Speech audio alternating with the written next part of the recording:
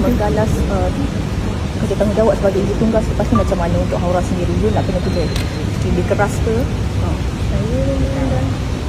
Saya aku tak apalah. So macam mana? Saya salah faham. Nanti orang salahkan saya juga. Saya cakap pun tak saya cakap pun salah. Saya tak cakap pun salah.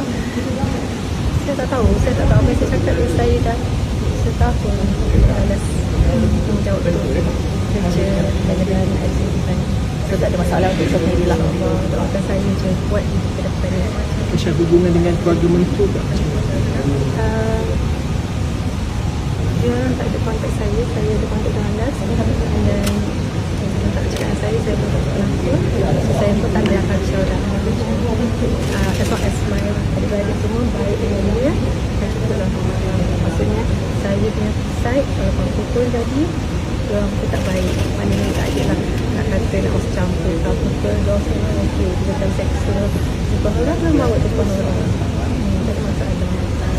Bila last contact keluarga kamu?